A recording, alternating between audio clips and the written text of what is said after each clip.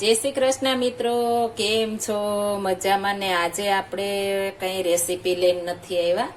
આપણે ચૈત્ર મહિનામાં અખંડ કીડિયારું માટેનું તમને બતાવીશ કે આપણે અખંડ કીડિયારું કઈ રીતના બનાવવું અને કઈ રીતના આપણે પૂરવાનું છે. અખંડ કીડિયારું આપણે આ ચૈત્ર મહિનામાં કીડીઓ તેના અનાજનો સંગ્રહ કરતી હોય છે, તો આપણે આ રીતના આપણે અખંડ કીડિયારું કરીશું તો એને 6 મહિના સુધી આમાં ખાઈ શકે છે. આપણે આ અખંડ કીડિયારું બનાવવા માટે એક શ્રીફળ લીધું છે, તેમાં આપણે કાણ ઉપાડી લીધું છે અને આપણે ટોપરું તેમ રહેવા દેવાનું છે. મેં નવું શ્રીફળ લીધું છે, તમે જૂનું હોય તો લઈ શકો છો. જેમ મોટું હશે તેમ આપણું કીડિયારાનો સામગ્રી વધારે સમાશે, એટલે આપણે બને ત્યાં સુધી મોટું લેવું. આપણે આ તો એક લીધું છે, તમે 5, 6, 11 ગમે તેટલા લઈને બનાવી શકો છો. મેં આજે એક બનાવી છે.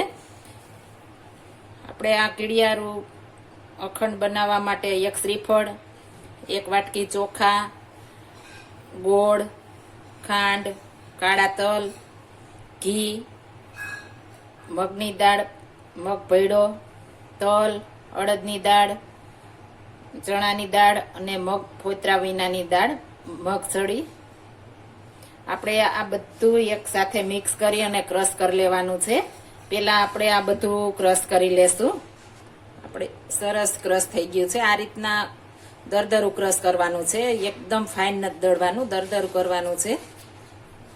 આ રીતના દળશું એટલે એકદમ સરસ આપણું કીડિયારું પૂરાશે. આપણે ફાઇન દળશું તો કીડીઓને ખાવાની નહીં મજા આવે. આ રીતના કરીશું એટલે એકદમ સરસ દરદરું કરીશું તો સરસ થઈ જશે. હવે આપણે એક વાસણમાં કાઢી લેશું.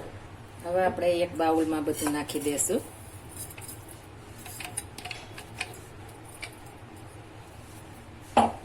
તેમાં આપણે ખાંડ અને ગોળ નાખી દેશું અને ઘી આપણે જોશે તેમ નાખતા જઈશું.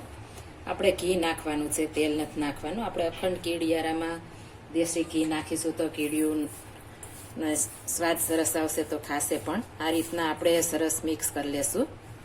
આપણે હાથ વડે મિક્સ કરવાનું છે. ગોળમાં કોઈ કણી હોય તો આપણે સરસ મિક્સ થઈ ગયું છે. હવે આ રીતના કોઈ ચમચી લઈને આપણે આ રીતના ભરી દેશું. આપણે આખું ભરી દેવાનું છે. આ રીતના આપણે કીડિયારું કરશું તો આપણે પુણ્યનો ઉદય થશે.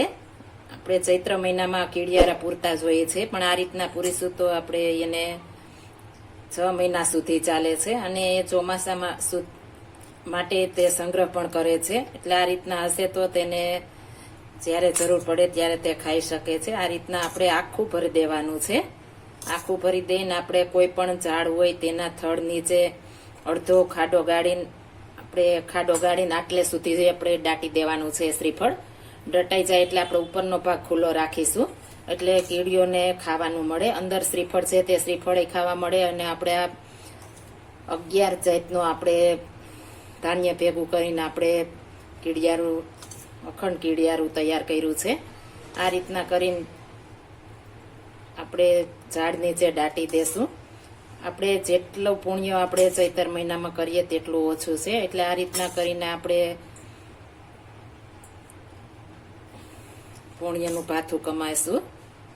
આપણે આખું સરસ ભરી દેશું. અંદરથી આપણે જે પાણી હોય છે તે કાઢી નાખવાનું છે, પાણી નથી રહેવા દેવાનું.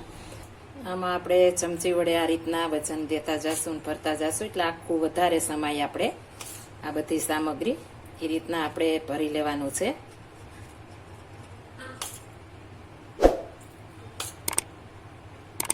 આપણે સરસ ભરાઈ ગયું છે. આ રીતના આપણે સરસ ભરી લેશું. આમાંથી આપણે 7 થી 8 શ્રીફળ ભરાશે. આ રીતના આપણે ઝાડ નીચે રાખી દેશું ખાડો ગારીને. આટલું આપણે ખુલ્લું રાખીશું એટલે કીડીઓ ઉપરથી ખાતી જશે અને તેને સંગ્રહ કરવો હોય તો કરી શકે છે. જો આ મારી રીત પસંદ આવી હોય તો મારી ચેનલ લાઈક, શેર અને સબસ્ક્રાઇબ કરી દેજો. ફરી મળીશું નવી રેસીપી લઈને. જય Shri Krishna. Thank you for watching guys.